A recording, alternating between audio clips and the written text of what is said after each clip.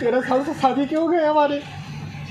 Sir मैं कहाँ जाऊँ? एक मनीष दुबे सर कमांडेंट है, उन्हीं के साथ उनका अवैध संबंध है। मैंने सर उनको 22 फरवरी को रंगे हाथ अपने आवास पे पकड़ लिया था।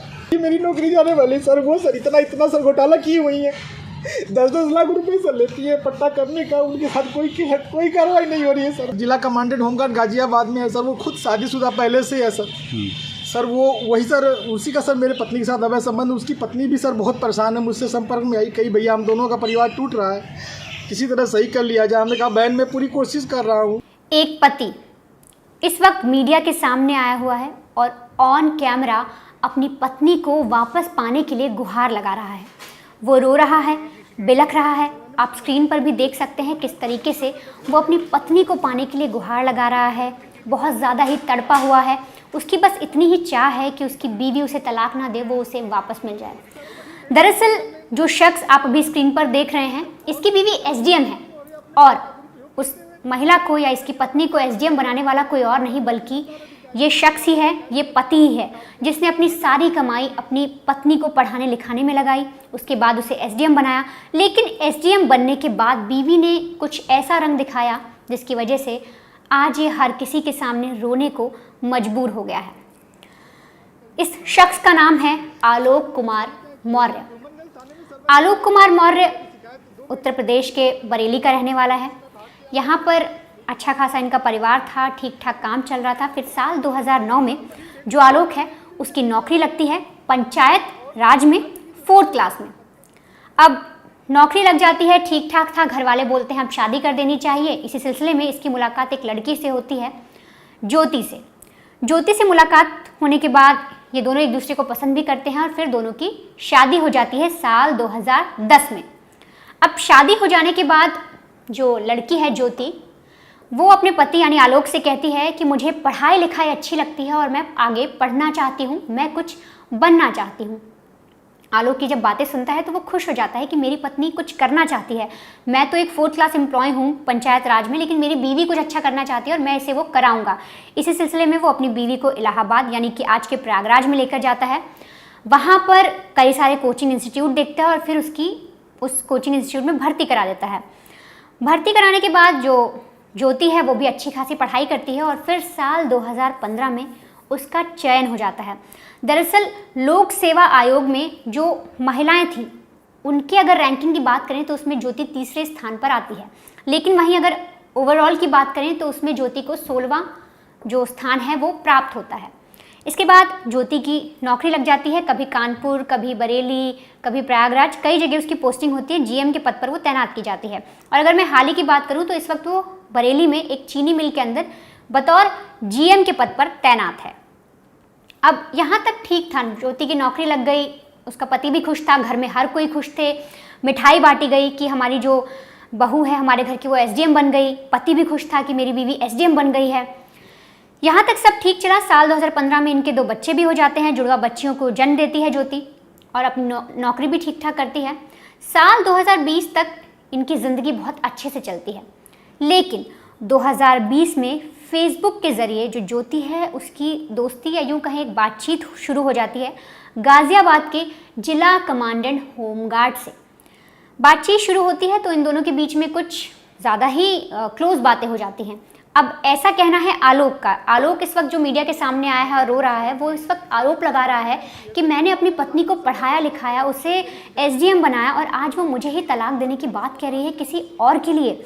आलोक का कहना है कि साल 2020 में जब ज्योति का किसी और के साथ रिलेशन बना या ज्योति जब किसी और के साथ बातचीत करने लगी, एक जिला कमांडेंट जो होमगार्ड है उसके साथ बातचीत करने लगी, तो मैंने उसके चैट्स पढ़े। चैट्स कैसे पढ़े? आलोक का जो आरोप है वो ये कह रहा है कि एक दिन जो ज्योति ने अपने घर के फ़ोन से फेसबुक को लॉगिन किया और वो लॉग आउट करना भूल गई। बड़ी देर तक फ़ोन रखा था, मैंने ओपन कर लिया और फिर मैंने जब चैट्स देखे तो मेरे पाँव तले ज़मीन खिसक गई। वो चैट्स काफ़ी अश्लील थे, इन दोनों की बहुत क्लोज तरीके से बातचीत हो रही थी, अश्लील चैट्स थी और वो देखकर मेरा माथा ठनक गया।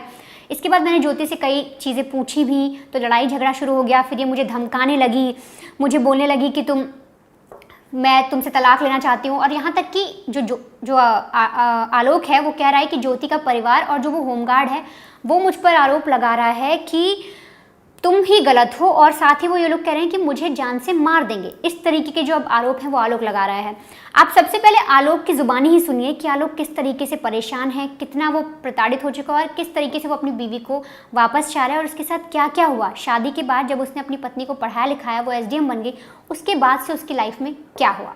क्या मामला है? आप कह रहे हैं कि जिस लड़की को आपने पढ़ा लिखा कर एसडीएम बनाया वो आपकी जान की प्यासी हो रही है, क्या पूरा मामला? सर इसका सर मेन कारण सर है मनीष दुबे के साथ उनका अवैध संबंध सर, जिसकी जानकारी सर हमें करीब साल भर पहले हुई, लेकिन सर उन्होंने कहा कि दोस्ती है।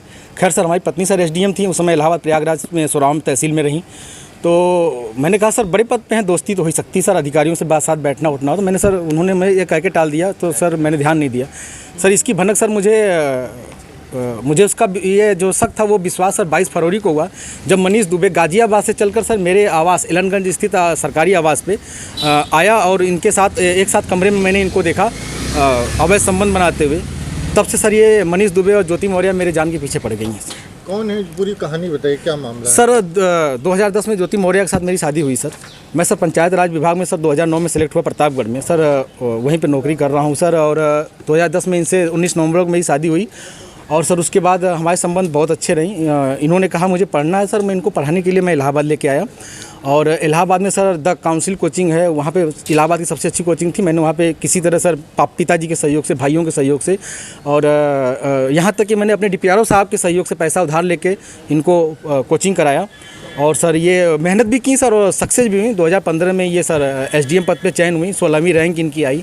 सर बहुत ही खुशी का माहौल हुआ कि हम एक छोटे पद पे रहते हुए अपनी पत्नी को इतना आगे ले गए, वो भी बहुत खुश थी, पूरा परिवार खुश था। और सर 2015 में ही मेरी सर भगवान की दया से मुझे इतनी खुशी मिली कि मेरी 2 जुड़वा बिटिया भी हुई, और जिनका नाम हंसी खुशी मैंने रखा, क्योंकि उस समय खुशी का माहौल चल रहा था सर, और सर बहुत अच्छा चल रहा था। लेकिन सर 2020 में ये मनीष दुबे जो जिला कमांडेंट होमगार्ड है उसकी एंट्री होती है हम दोनों पति पत्नी के बीच में, और सर घर इतनी तबाही पे पहुंच चुका है कि घर तो टूट ही रहा है, बच्चे तो दूर हो ही रहे हैं, पत्नी दूर हो ही रही है सर, यहाँ तक कि मैं मुकदमा भी मेरे ऊपर हो गया है, और मेरी मौत की साजिश भी रची जा रही है। क्या धमकी, आपको कोई धमकी दी उन्होंने? हाँ सर, उन्होंने फ़ोन पे सर अभी 1 हफ्ते पहले फ़ोन पे सर उन्होंने हमारे गांव के किसी लड़के से बात की, तो उसने मुझे कॉन्फ्रेंस किया, तो उन्होंने उस पर कहा कि तो जो तुम काम कर रहे हो, जो ये जांचें करा रहे हो या करा रहे हो, इसके कारण तुम्हारी जल्दी से तुम मर जाओगे। हमने कहा ठीक है आप मरवा दीजिए, तो कहीं मैं नहीं मरवा रही हूँ, जो करवा रहे हो इसके कारण मारे जाओगे। हत्या की धमकी दी है? जी सर, हत्या की। और सर उनका भाई सर सचिन मौर्य है सर, वो मेरे घर से सर रखे मेरे काफ़ी जो कुछ पैसे थे, जेवरात थे, वो सर लेके चला गया मेरे सर, उसकी वीडियो बना के भेजा कि मैं लेके जा रहा हूँ, जो करना हो कर लीजिए। और सर मुझे चैटिंग लिख के भेजा है कि आपका व्हाट्सअप सब कुछ गायब कर दूंगा, हैक कर लिया हूँ, जो सेव करना हो सेव कर लीजिए।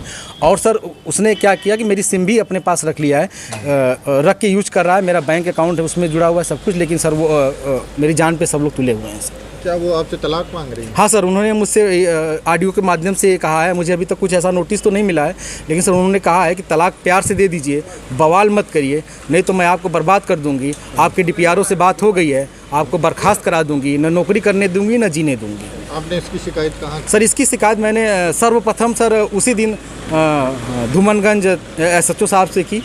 उन्होंने मुझे राजरूपुर पुलिस चौकी भेजा, मैं राजरूपुर पुलिस चौकी पे आवेदन दिया, लेकिन सर कोई सुनवाई नहीं हुई।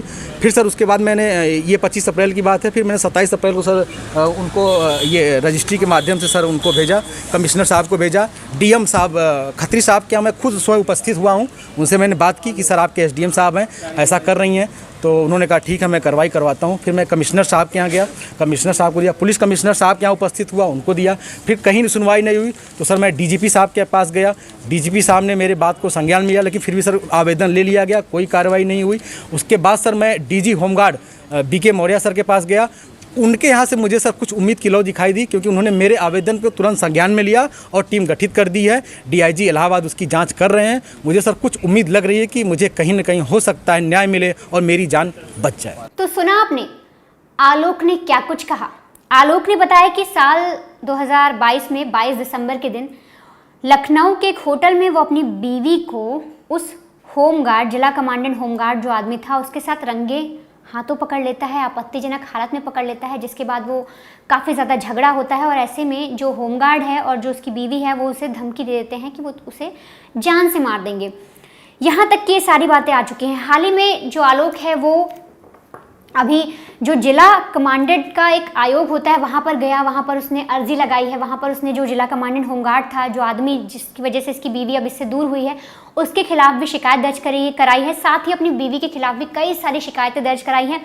और जो इनकी व्हाट्सएप चैट और फेसबुक की जो जितनी चैट्स इसके हाथ में लगी आलोक के, वो भी इसने उन्हें मुहैया कराई है। साथ ही मैं आपको एक और बहुत अहम चीज़ बताऊँ कि आलोक ने अपनी बीवी की एक 100 पन्नों की डायरी जो है वो पुलिस को सौंपी है, वो दी है उन्हें। और उसने कहा है कि जो मेरी बीवी है वो अवैध तरीके से वसूली भी करती थी। आलोक का कहना है कि जब बीवी की ये सारी चीज़ें मुझे पता लगी कि वो किसी और के साथ रिलेशन में है, मैंने उसे किसी और के साथ आपत्तिजनक हालत में पकड़ा, उसके बाद मैंने और छानबीन की तो मुझे पता लगा कि जो मेरी बीवी है वो इस तरीके से अवैध वसूली कर रही है। उस कम से कम आलोक बता रहा है कि हर महीने जो ज्योति है वो हर महीने 6 लाख की वसूली करती है। अगर इसके डेटा की बात करूं, मैं आपको इसका डेटा बताऊं तो जो पेज दिया है आलोक ने, जो प्रोवाइड किया, अभी आप स्क्रीन पर देख भी रहे हैं वो पेज, उसमें हर पेज पर एक तो स्वास्तिक बना है, स्वास्तिक बनाने के बाद वो शुभ लाभ लिखती है जो ज्योति है, उसके बाद वो पूरा बही खाता लिखती है, पूरा डेटा लिखती है। उसमें वो लिखती है किसको मैंने कितने पैसे दिए, किससे मैंने कितनी उगाही की, मतलब वसूली के पैसे लिखती है। फिर जिसको ट्रांसफ़र करती है वो पैसे, उनके भी नाम लिखे हैं। अगर अक्टूबर के महीने साल 2021 की बात करें तो 6,40,000 रुपये की वसूली ज्योति ने की। और ये सारी खबर जब हमारे ग्राउंड रिपोर्टर आनंद राज उस जगह पर गए, उन्होंने बातचीत की, आलोक से बातचीत की, और जब वो डायरी देखी, जो आप पेजेस देख रहे हैं, ये तब सारी जो एक्सक्लूसिव खबरें हैं या जो भी ये जितने भी पेजेस हैं, ये तब हमें मिले। और इसमें एक बहुत ही चौंकाने वाली बात है, जिस तरीके के आरोप आलोक लगा रहा है। फिलहाल इनकी जाँच होनी बाकी है कि क्या इसमें सच्चाई है, क्या ये ज्योति सच में वसूली करती थी, किस लिए उसने इस तरीके की डायरी बना रखी है।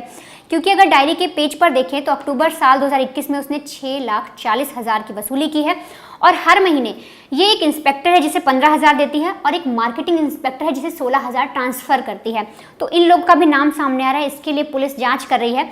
लेकिन ऐसे में जब ज्योति का पक्ष जानने की कोशिश की और ज्योति के बारे में पता लगाने की कोशिश किया कि ज्योति मौर्य जो है वो क्या कह रहे हैं इन मामलों में, उनके पति ने उन पर इस तरीके से आरोप लगा दिया है, तो एसडीएम मैडम जो हैं, एसडीएम साहिबा जो हैं, उनका क्या कहना है। तो ऐसे में जो एसडीएम मैडम है ज्योति है, उसका कहना है कि उसके पति के द्वारा जितने भी आरोप लगाए गए हैं सभी बेबुनियाद हैं। उसका जो पति बोल रहा है, जितनी भी चीज़ें कह रहा है, वो सब गलत हैं। साथ ही ज्योति ये भी कह रही है कि मेरा व्हाट्सएप या जो मेरा अकाउंट था वो मेरे पति ने हैक कर लिया और उसने ये सारी चैट्स वायरल कर दी। लेकिन यहाँ पर ये समझने वाली बात है कि अगर ज्योति कह रही है कि मेरे पति ने चैट्स वायरल कर दी, तो ज्योति ये चीज़ें नहीं कह रही कि वो चैट्स की किसने हैं, क्या सच में वो चैट्स उस तरीके की हैं, आपत्तिजनक चैट्स हैं, अश्लीलता वाली चैट्स हैं जिस तरीके से बात हुई, और इसी वजह से आलोक नाराज़ है। और अब ज्योति जो है वो अपने पति से तलाक भी मांग रही है। ज्योति कह रही है कि जो मेरे पति हैं वो मुझसे 50 लाख रुपए मांग रहे थे और साथ ही कह रहे थे कि एक घर तुम मुझे दो, एक तरीके से दहेज। और उसने 2023 में मामला भी दर्ज करवाया अपने पति और 4 लोगों पर कि मुझ एक तरीके से मेरे साथ दहेज उत्पीड़न किया जा रहा है, मुझसे दहेज मांगा जा रहा है। तो ये सारी बातें भी सामने आ रही है। लेकिन ऐसे में कई सारे लोगों से जब हमने बात की, ग्राउंड पर लोगों से बात की, तो आस पड़ोस के लोगों से बात की, तो सबका ये कहना है कि जो पति अपनी पत्नी को पढ़ाने के लिए अपनी सारी संपत्ति लगा सकता है, वो एक 4th क्लास का एक कर्मचारी था, वो काम कर रहा था, उसने अपनी पत्नी के लिए कोचिंग ढूंढी, बरेली से गया वो प्रयागराज, वहाँ पर उसने अपनी बीवी को पढ़ाया लिखाया, एसडीएम बनाया। वो शख्स बाद में इतने साल बाद, मतलब आपकी 10 में शादी हुई, उसके बाद 2023 का जो मामला जब आपने आरोप दर्ज कराया कि दहेज मांग रहे हैं, ऐसा पति, ऐसा शख्स क्यों उस महिला से दहेज मांगेगा, वो भी अब? ऐसा बहुत सारे लोग कह रहे हैं। लेकिन इस मामले में अब देखना होगा कि जो पर्सनल लाइफ है, ज्योति और आलोक की पर्सनल लाइफ जो भी है, कि किसी और शख्स का नाम सामने आ रहा है, वो तो जांच होगी ही। लेकिन एसडीएम के खिलाफ जो एक 100 पेज की डायरी मिली है जिसमें वसूली की बात सामने आ रही है और अलग अलग इंस्पेक्टर को 15,000 या किसी को 16,000 ट्रांसफ़र करने की जो चीज़ सामने आ रही है, इस डायरी का क्या मतलब है? क्या ये करप्शन की तरफ एक और, मतलब एक कदम था करप्शन की तरफ? ये भी पुलिस जांच करेगी कि आखिर ये वसूली किस तरीके से हो रही थी, क्या इसमें सच्चाई है, जो आलोक ने फिलहाल अभी मीडिया के सामने और पुलिस को ये सारी जो डिटेल है वो मुहैया कराई हैं। इसकी जांच भी पुलिस अब करेगी।